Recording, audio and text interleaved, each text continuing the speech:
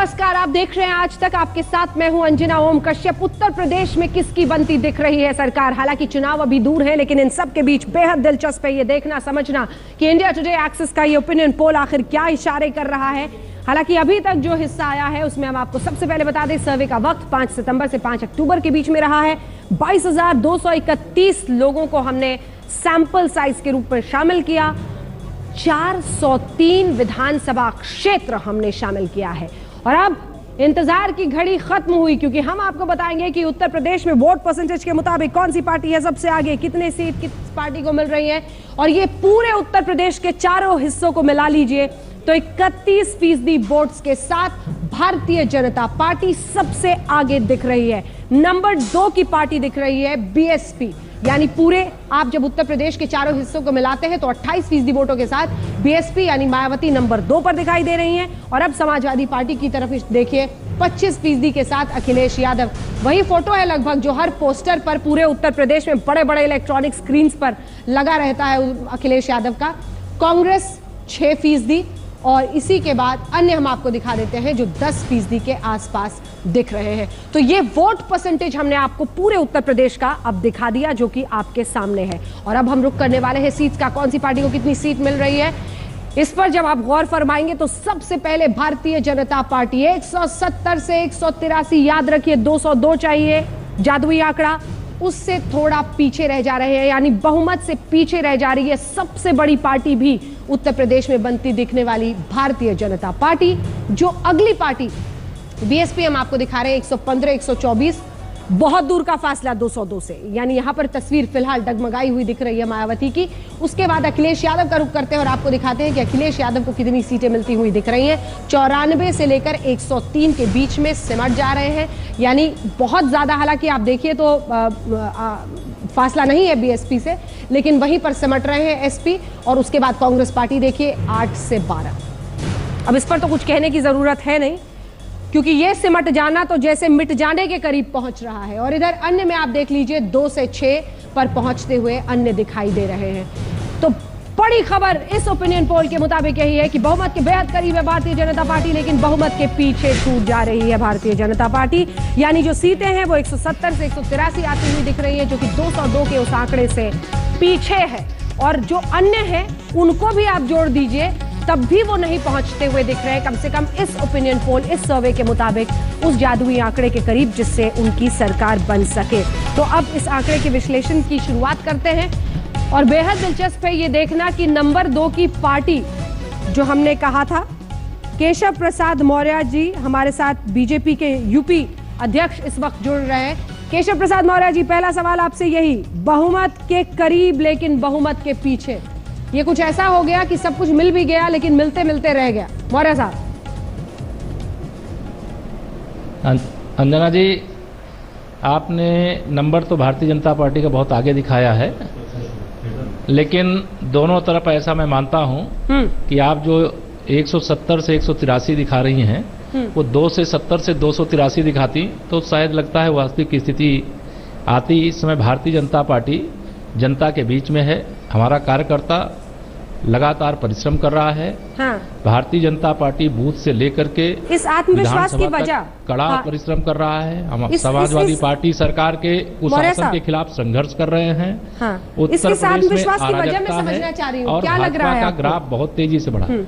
क्या लग रहा है आपको? क्योंकि इस बार दशहरा पर भी प्रधानमंत्री उत्तर प्रदेश में लखनऊ पे दिखे। माननीय प्रधानमंत्री जी उत्तर प्रदेश आए, मैं उनका अभिनंदन करता हूं। विजयादशमी के अवसर पर आए, या उत्तर प्रदेश के लिए गर्व की बात रही। लेकिन मैं स्पष्ट तौर से मानता हूं सपा बसपा का खेल उत्तर प्रदेश से खत्म हो गया है।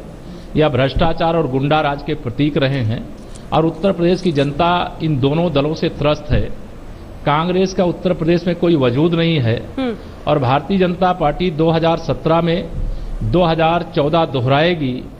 हम 2014 के लोकसभा चुनाव में 337 विधानसभा सीटों पर नंबर 1 का स्थान प्राप्त किए थे और हम यहाँ कह सकते हैं आज जनता का समर्थन भाजपा के पक्ष में, हमारा कार्यकर्ता परिश्रम के लिए एक छोटा सा सवाल आपसे करना चाहती हूँ, जिसका मैं छोटा सा जवाब चाहती हूँ मौर्य जी से, पहले कि मैं अन्य लोगों के पास जाऊं। तो कौन जिताएगा आपको लगता है? जय श्री राम का वो नारा जो प्रधानमंत्री बीते दिन लगा रहे थे, जनता वो जिताएगा? वो एक सेकंड सर, सवाल सुन लीजिए पूरा। वो जिताएगा या आपको लगता है कि नारा? हाँ चलिए बोल लीजिए, चलिए बोल लीजिए। हाँ, जय श्री राम का नारा माननीय प्रधानमंत्री जी ने विजयादशमी के उत्सव पर यहाँ पर लगाया। इससे किसी को अगर दर्द होता है तो उसको अगर जय श्री राम से विरोध है तो वो विरोध कर ले, उससे फर्क नहीं पड़ता। लेकिन उत्तर प्रदेश की जनता माननीय नरेंद्र मोदी जी के नेतृत्व में केंद्र में चल रही सरकार से बहुत प्रसन्न है और उनके कार्यों को बहुत समर्थन करती है। और 2014 में जिस विश्वास के साथ माननीय मोदी जी को देश का प्रधानमंत्री बनाया, 73 सांसद जिताया, वह 2017 में भी एक बड़ी विजय भारतीय जनता पार्टी को मोदी जी की अगुवाई में भारत को विश्व में नंबर 1 बनाने के लिए और भारत में उत्तर प्रदेश को नंबर 1 बनाने के लिए अपना समर्थन दे रही है। इस सच को सपा भी जानती है, बसपा भी जानती है, कांग्रेस भी जानती है। भारतीय जनता पार्टी बहुत बड़ी विजय की ओर बढ़ रही है। जनता की सेवा हमारी प्राथमिकता है। केशव प्रसाद मौर्य जी, मुझे माफ कीजिएगा लेकिन एक वक्त को लगा कि मतलब अब बीजेपी के किसी प्रवक्ता से आप ऐसा सवाल कर लीजिए, ये वही लाइनें हैं जो हर प्रवक्ता जैसे लगता है एक के बाद एक बोलता चला जाता है मैकेनिकल तरीके से। मैं दरअसल आपसे ये पूछना चाह रही थी कि ईस्टर्न यूपी में बड़ा अच्छा आपकी पार्टी करती हुई दिख रही है, उसका अर्थ हम क्या समझे? फैजाबाद, जय श्री राम का फिर से जिक्र आना, या फिर गाय आपके लिए नया राम मंदिर का मुद्दा बन जाएगा इस बार? बहुत सारी बातें हैं, आपसे होंगी, आप बने रहिए हमारे साथ। राजीव राय जी हमारे साथ समाजवादी पार्टी से जुड़ रहे हैं, एमएच खान साहब हमारे साथ बीएसपी से जुड़ रहे हैं और अखिलेश कुमार प्रताप सिंह जी हमारे साथ कांग्रेस पार्टी से जुड़ रहे हैं। मैं सबके पास आऊंगी लेकिन उससे पहले एक बार अखिलेश जी आपके पास आना चाहती हूँ। ये सिमट जाना तो मिट जाना के करीब पहुंच रहा है सर, बड़ी ही आपातकालीन परिस्थिति दिख रही है कांग्रेस के लिए इस ओपिनियन पोल के मुताबिक। शुक्र है कि आपके ओपिनियन पोल पे राज्यपाल इनवाइट नहीं करता है। ये अगर आपको गलतफहमी हो तो हम आपको उसे हम दूर कर दे रहे हैं। जनता के जनादेश के आधार पे राज्यपाल इनवाइट करता है और आपका अभी 2 घंटे के बाद ये चर्चा के बाद ये सिमट जाएगा कि किसको कितने सीटें आपने दी हैं। हमें ये पूरा विश्वास है कि इस सर्वे में आपने फेसेस पे सर्वे नहीं किया होगा, ये मेरा पूरा विश्वास है। अभी आगे दिखाएंगे कि कौन मुख्यमंत्री का चेहरा कितना % लोग लाइक कर रहे हैं, ये आपके सर्वे में नहीं होगा संभवतः, क्योंकि बीजेपी का कोई चेहरा नहीं आया है, संभवतः नहीं होगा। हमने किया है, चेहरा भी किया है सर, 8:30 बजे दिखाएंगे। हाँ तो हम टाइम पे खोलते हैं। वही मैं कह रहा हूँ ना। हाँ तो वही हम कह रहे हैं कि और दूसरी बात कि अभी आपने सवाल केशव प्रसाद मौर्य से पूछा था, आधार बताइए, किस आधार पर लोग वोट देंगे? नहीं जवाब मिला। अभी भी लोग बीजेपी को वोट देंगे क्या हिंदुस्तान में? कोई इतना आक्रोश है मोदी जी के विरुद्ध। गुजरात देख रहे हैं, कश्मीर देख रहे हैं, हरियाणा का हश्र देख रहे हैं, 2.5 करोड़ रोजगार मिल गए हैं, इंडस्ट्री प्रोडक्शन आप देख ही रहे हैं, ग्रोथ रेट देख ही रहे हैं, ठीक है, काला धन देख ही रहे हैं, जो वादे थे, जो बड़े बड़े वादे थे, अच्छे दिन देख ही रहे हैं। ये सब याद दिलाओ तो इन लोगों को चुभने लगता है, उल जरूल शब्दों का प्रयोग करने लगते हैं कि तो किस आधार पर वोट मांगेंगे? इनके पास कोई आधार हो कि 2.5 साल की सरकार के पास इतनी बैंकरप्ट सरकार है जो ये नहीं कह सकती कि हमने ये किया है, आप हमें वोट दे दो। अखिलेश ये क्या करेंगे? ये अपने पुराने एजेंडे पे आएंगे, सांप्रदायिकता, उन्माद। अखिलेश जी लोग ज्यादा सुन और समझ पाते हैं अगर आप अपनी खटिया खड़ी होने पर कुछ बोलते हैं। अखिलेश जी कर रहे हैं। खटिया हमारी नहीं खड़ी, खटिया उन लोगों की खड़ी, हमारी खटिया सर पर रख के ले गए हैं, हमारी खटिया सर के ऊपर बड़े इज्जत से ले गए हैं लोग। तभी खटिया इन लोगों की खड़ी है। जरा घूमना शुरू कर दें, जरा मौर्य साहब मैं आपके पास आना चाहती हूं एक इंफॉर्मेशन के साथ। जरा घूमना शुरू कर दें, लोग पता लग जाएगा। हम तो कह रहे हैं, बताओ ना किस उपलब्धि पे वोट मांगेंगे? ठीक है, जवाब दीजिए केशव प्रसाद मौर्य। 2.5 साल में मोदी की क्या उपलब्धि है? ये कहते हैं कि प्रधानों को 80 लाख रुपए चले गए हैं, मोदी जी ने भी बोला और गृह मंत्री ने भी बोला कि आप प्रधानों के खाते में 80 लाख रुपए पहुंच गए हैं। मैं राजीव गांधी ग्रामीण विद्युत नरेंद्र मोदी जी के नेतृत्व में पैसा नहीं गया है, सब काम रुक गया है, केंद्र कोई में चल काम रही नहीं हो रहा सरकार के। मैं 20 से तो केंद्र की योजना बता दी जो इनके आने के बाद रुकी पड़ी है, जिसका पैसा वापस ले लिया इन्होंने। ठीक है सर, जवाब से बात करेंगे। नौजवान प्रभावित है। केशव प्रसाद मौर्य जी। अखिलेश जी सुनने का थोड़ा सा मैं ये कहना चाहता हूं कि पहले तो राहुल जी से कह दीजिए कि उत्तर प्रदेश में आलू की फैक्ट्री लगवा दें उसके आधार पर कांग्रेस को बहुत सारा वोट शायद मिल जाए, लेकिन माननीय नरेंद्र मोदी जी के नेतृत्व में, माननीय नरेंद्र मोदी जी के नेतृत्व में देश विकास के पथ पर आगे बढ़ रहा है। पूरी दुनिया में इसी तरह का सम्मान बढ़ रहा है। में भी कट पेस्ट चल रहा है। अखिलेश जी, मैं आपके बोलने के समय नहीं बोल रहा था, आप मेरी बात सुन लीजिए। अखिलेश जी प्लीज सर, आपसे निवेदन है सर, जिसके पास में आप वही जवाब दें। मैं उत्तर प्रदेश के अंदर चुनाव होने वाले हैं, आप उपलब्धि बताओ, उपलब्धि किस पे? उत्तर प्रदेश के चुनाव के पहले यहाँ महाराष्ट्र में आप क्यों लूटा हुआ? महाराष्ट्र में आपने सत्ता से बेदखली, अरे भाई हरियाणा से सत्ता से बेदखल हो गए, आसाम से सत्ता से बेदखल हो गए, 2.5 साल की उपलब्धि उत्तर प्रदेश में तो आपका कोई वजूद है नहीं। उस पे बताओ। उपलब्धियों का भंडार ये है, किसी गरीब आदमी के घर में जाइए, किसी गरीब के घर में जाइए, प्रधानमंत्री उज्ज्वला योजना के अंतर्गत जब मेरी कोई गरीब माँ बहन 2008 से योजना गैस का कनेक्शन प्राप्त करके, हमने अपने क्षेत्र में कई हजार। अखिलेश जी, मैं आपसे फाइनल रिक्वेस्ट करूंगा। अखिलेश प्रताप सिंह साहब, बोल सकता हूँ, आप विधानसभा में मेरे साथ रहे, आप जानते हैं इस बात को। आप अपनी बात कह चुके हैं, बात सुनने की भी हिम्मत रखिए। आप उपलब्धि कांग्रेस मुक्त भारत हो रहा है, इससे आपको पता नहीं चल रहा है। भ्रष्टाचार, मैं उपलब्धि बता रहा हूँ, आप सुनिए तो। इस देश के गरीबों के घर में मैंने आपको बताया कि प्रधानमंत्री उज्ज्वला योजना के अंतर्गत जो गैस का कनेक्शन पहुंचा, जो जनधन योजना के अंतर्गत गरीबों के बैंक में खाते खुले, प्रधानमंत्री मुद्रा बैंक योजना के अंतर्गत जिस प्रकार से देश के 3.5 करोड़ लोगों को रोजगार के लिए बैंकों से ऋण उपलब्ध हुआ, भारतीय जनता पार्टी के पास उपलब्धियों का भंडार है। और मैं आपको केवल इतना कहना चाहता हूं, आपका उत्तर प्रदेश में वजूद समाप्त हो गया है। बातें बहुत अच्छी करते हैं, जमीन में कोई काम नहीं करते। आप सपा और बसपा से मिलकर के केंद्र में सरकार चलाए, 12 लाख करोड़ से अधिक का घोटाला किए। आपके लिए कितना बड़ा मुद्दा है? क्योंकि ये जो हमने ओपिनियन पोल किया है मौर्य साहब, इसमें 80% पोल हमने पहले किया है सर्जिकल स्ट्राइक के, और 20% उसके बाद हुआ है। ये आंकड़ा अपने दर्शकों को भी बता दें, 80% सर्जिकल स्ट्राइक के पहले, 20% उसके बाद। सर्जिकल स्ट्राइक को जिस तरह से आपकी सरकार भुना रही है, हर मंच से हर नेता, और बीच बीच में कहा जाता है कि प्रधानमंत्री इस चेस्ट थंपिंग के खिलाफ है, लेकिन वही हो रहा है मौर्य साहब। भारतीय जनता पार्टी सेना के सफलता का आदर करती, सम्मान करती, सेना का अभिनंदन करती है। अगर भारत के प्रधानमंत्री सर्जिकल स्ट्राइक के दौरान सारी रात जाग करके और देश के दुश्मनों को दुश्मन की जमीन पे जाकर के हमारी सेना के द्वारा उनको दंड देने का काम, उनको सबक सिखाने का काम किया गया, तो मैं पूछना चाहता हूं, कांग्रेस की छाती क्यों फटती है? यह देश की सेना का सम्मान है, देश की सेना की सफलता है। हम सर्जिकल स्ट्राइक के नाम पर वोट नहीं मांगने जा रहे हैं। देश की जनता सब जानती है किसने क्या किया है, किसने क्या नहीं किया है। मैं सर्जिकल स्ट्राइक को लेकर के हम अपनी मेहनत के बल पर, हम अपने काम के बल पर, हम भ्रष्टाचार मुक्त शासन के बल पर, हम सुशासन लाने के बल पर, अखिलेश यादव सरकार की विफलता, मायावती सरकार की विफलता जो उत्तर प्रदेश की जनता जानती है, इसके बल पर, हम जातिवाद से मुक्ति के बल पर, हम सबका साथ सबका विकास के वादे के बल पर, हम उत्तर प्रदेश के अंदर भारतीय जनता पार्टी की प्रचंड बहुमत के साथ। बिल्कुल झूठ बात बोल रहा है, सबका विकास सबका साथ बिल्कुल नहीं हो रहा। आप लोकसभा में नहीं, बिल्कुल गलत बात बोल रहा है, झूठ बोल रहा है, झूठ बात बोल रहा है। आप 2014 में आपकी अध्यक्ष सोनिया जी, आपके उपाध्यक्ष राहुल गांधी जी समाजवादी पार्टी के समर्थन से संसद का मुंह देख पाए हैं। आप एक भी सीट नहीं जीत पाए। अभी भी आपको जनता क्या चाहती समझ में नहीं आ रहा। आसाम के अंदर आपकी सरकार चली गई, हरियाणा से चली गई, झारखंड से चली गई।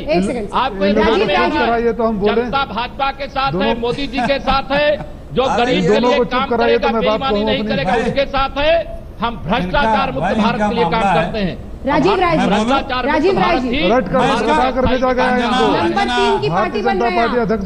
एक सेकंड, राजीव राय जी, राजीव राय जी, नंबर 3 की पार्टी बन रहे हैं। बराबर अवसर सबको दें अंजना।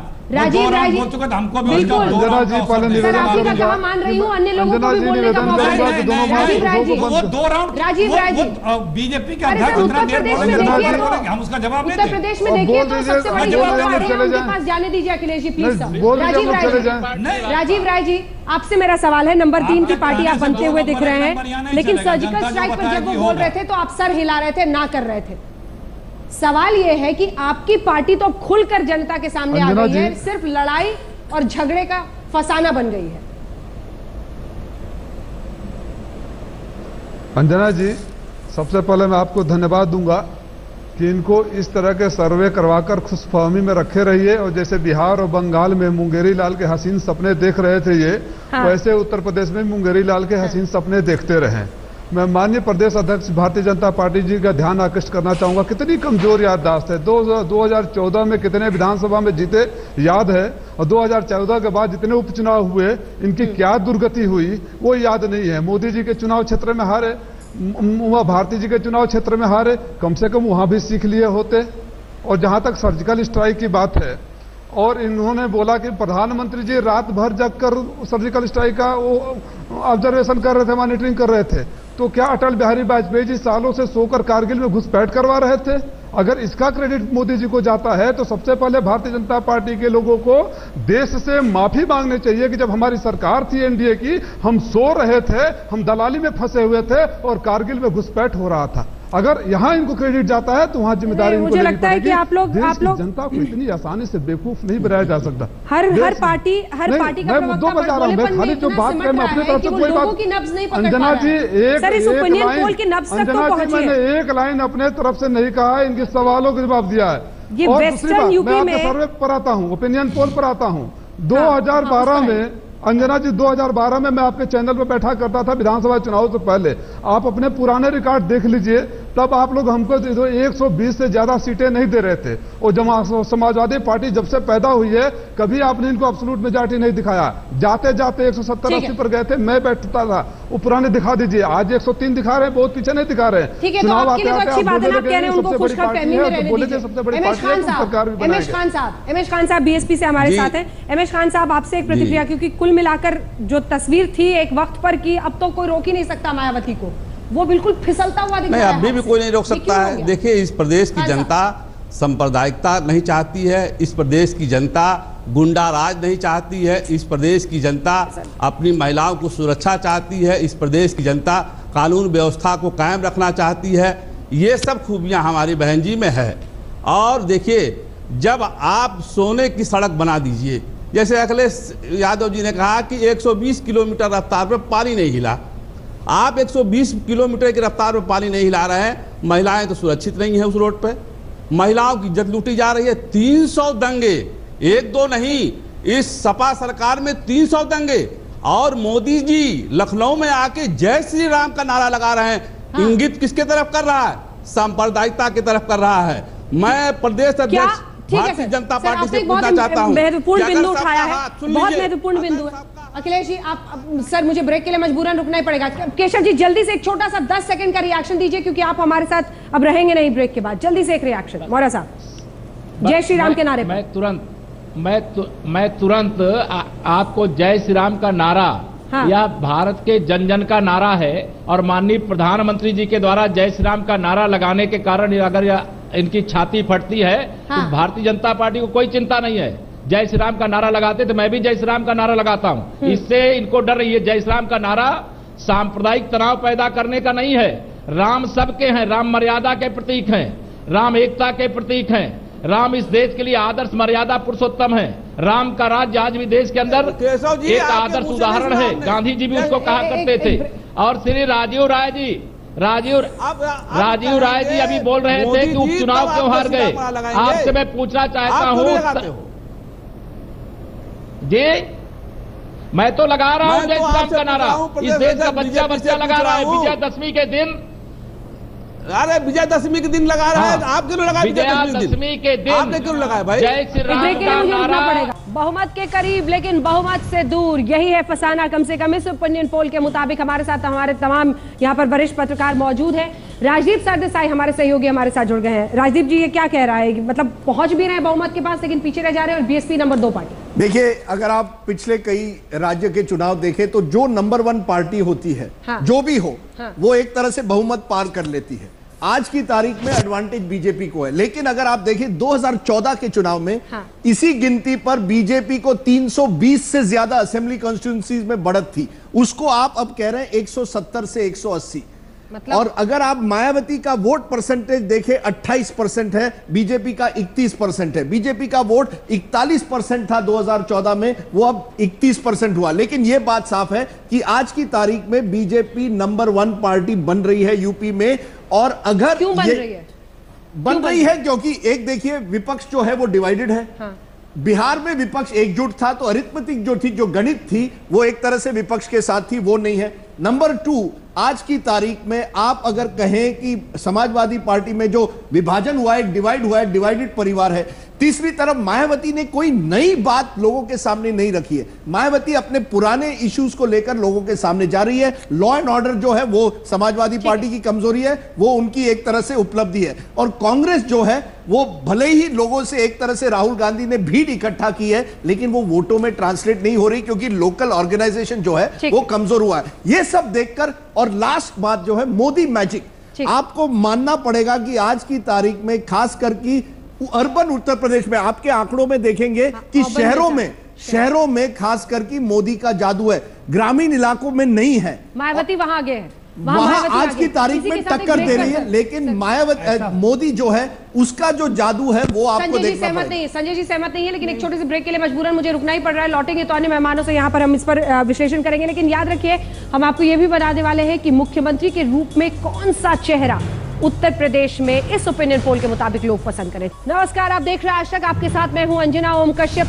उत्तर प्रदेश के चुनाव अभी शायद 4 से 5 महीने दूर हैं, लेकिन उससे पहले ही देश की राजनीति जैसे गरमा रही है उत्तर प्रदेश की तरफ नजरें गड़ाकर। और इसीलिए इंडिया टुडे एक्सिस ने ये सर्वे किया है, ये ओपिनियन पोल किया है, जिसमें अब इंतजार की घड़ी आपके लिए खत्म हुई है। क्योंकि एक तरफ हम आपको बता रहे हैं कि इस ओपिनियन पोल के मुताबिक बहुमत नहीं, लेकिन बहुमत के बेहद करीब, हालांकि पीछे छूट जाती हुई बीजेपी दिखाई दे रही है, सबसे बड़ी पार्टी बनकर उधर रही है 170 से 183 सीटों के साथ। लेकिन कौन है वो चेहरा जो उत्तर प्रदेश का सबसे लोकप्रिय चेहरा बनता हुआ दिख रहा है?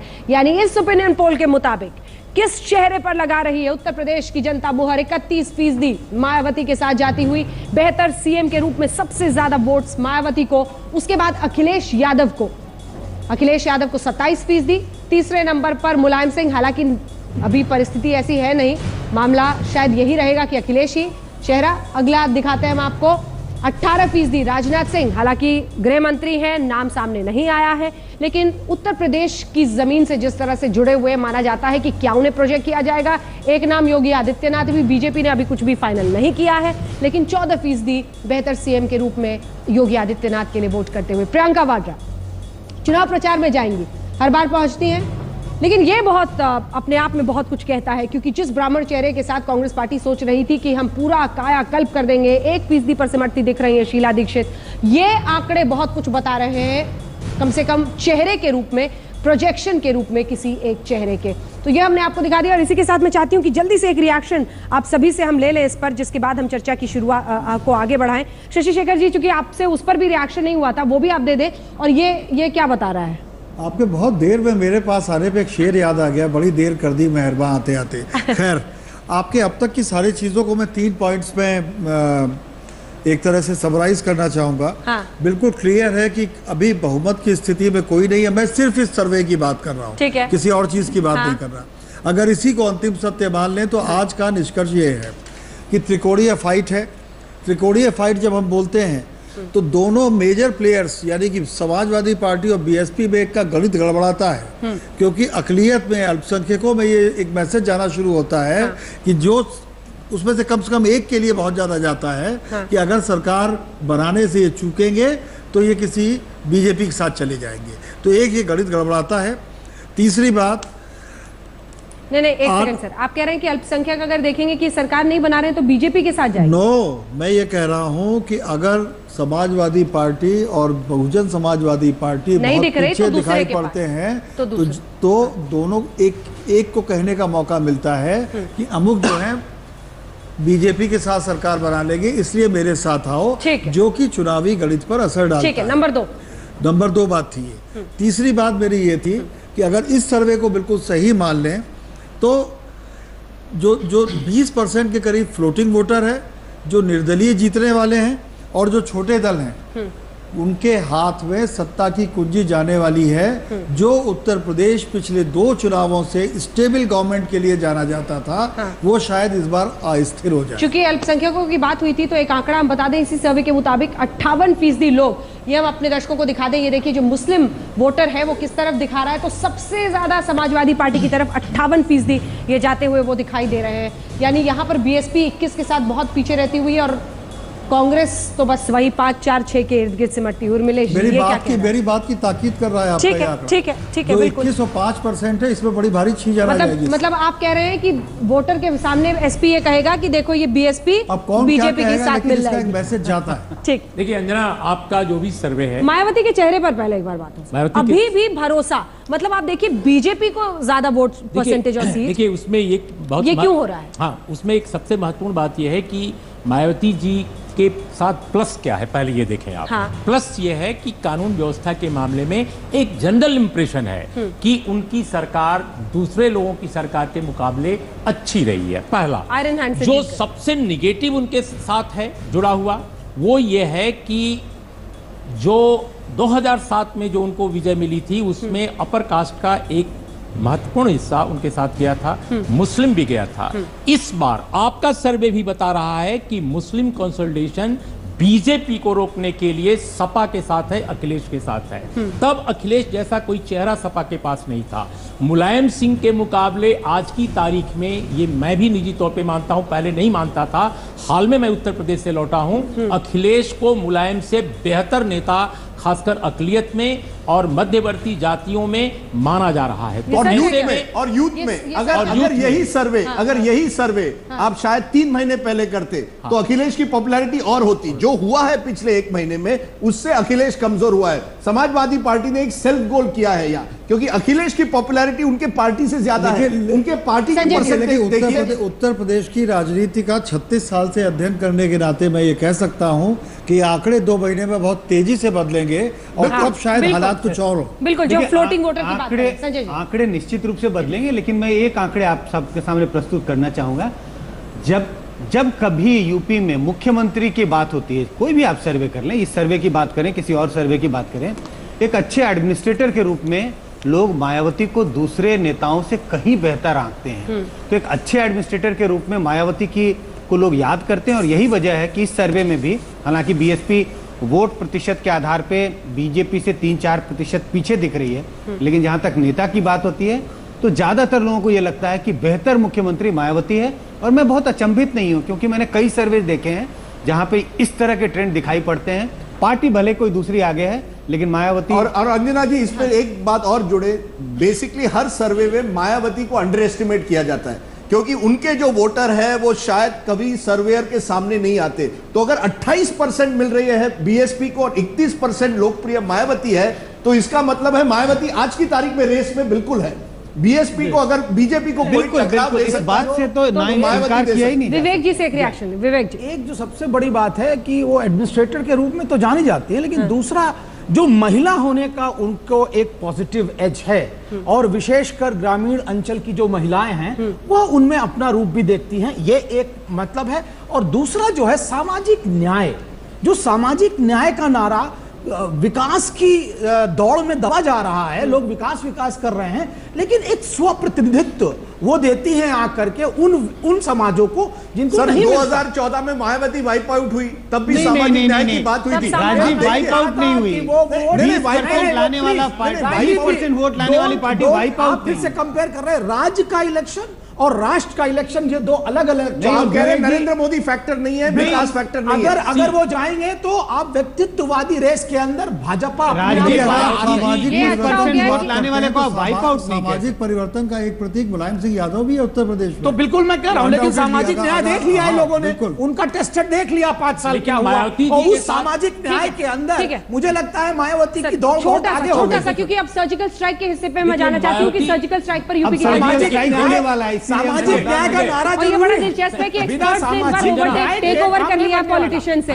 सर ये सवाल आ गया सर ये एक आशंका भरा सवाल हमेशा जुड़ता है कि अगर बहुमत किसी दल को नहीं मिला तो कांशीराम जी के न होने की स्थिति में आज की तारीख में मायावती कहीं बीजेपी के साथ न चली जाए। ये तो सेल्फ गोल है। 90%। एक सेकंड सर प्लीज, आप सबसे निवेदन है 90%। बहुत अच्छा मानते हैं सर्जिकल स्ट्राइक पर को, कितना सही आप मानते हैं? ये सवाल जब हमने सर्वे में लोगों से पूछा है तो बहुत अच्छा मानने वाले 90% हैं, जैसा कि हमने आपको दिखाया। और जो अगला सवाल था, सर्जिकल स्ट्राइक के सबूत दिखाने चाहिए, ये बड़ा है। वीडियो, मतलब वीडियो दिखाने की जो बात हो रही थी, जो बड़ी 3-4 पार्टियां थी जो ललकार रही थी, 76% कहते हैं हाँ दिखाना चाहिए और 20 कहने वाले नहीं। मोदी कितने ताकतवर हुए हैं, इसमें 91% लोग मानते हैं कि सर्जिकल स्ट्राइक से मोदी ताकतवर नेता के रूप में उभरे हैं। जो पार्टी कह रही है कि डिसीजन मेकिंग में उनका एक एज दिखाई दे रहा है, कम से कम ऐसी सरकारें जो ऐसे मुद्दों पर कोई फैसला नहीं ले पाती थी, उसमें क्या उनका एज दिखा है। इस पर मैं एक रिएक्शन एमएच खान साहब आपसे अब चाहती हूँ। एज दिखा है, ताकतवर नेता बनकर उभरे सर्जिकल स्ट्राइक के बाद 91% कह रहे हैं। खान साहब नहीं, उस पर मैं पहले एक चीज का जवाब मैं दे दूं आपको। जो ये सर्वे बता रहा है कि 58% मुसलमान अखिलेश यादव के साथ जाना चाहते हैं, क्या मुसलमान ये जानना, ये फिर 300 दंगे की जगह 600 दंगा करना चाहता है? मुजफ्फरनगर दूसरा करना चाहता है? ये सर्वे को मैं नहीं मानता हूँ, ये सर्वे गलत है। क्योंकि मुसलमानों का शोषण इस समाजवादी पार्टी के बीच में शासन में बहुत ज्यादा हुआ है, मुसलमानों को बेघर कर दिया गया है। मुसलमान क्यों जाएगा उनके साथ? आज 300 दंगों के बाद 600 दंगा कराना चाहता है। ठीक है, ये गलत ओपिनियन पोल के साथ ये फसाना और ये रिस्क हमेशा रहता है कि जिसके पक्ष में जाए वो वाह करते हैं, जिसके खिलाफ जाए उन्हें हर शय से वो ओपिनियन पोल गलत लगता है। इसी के साथ आप सभी का बहुत बहुत शुक्रिया हमारे साथ इस ओपिनियन पोल में शामिल होने के लिए। हालांकि अभी कई महीने दूर है उत्तर प्रदेश में चुनाव, लेकिन बन गई शायद ये ओपिनियन पोल। आप देखते रहिए आज तक।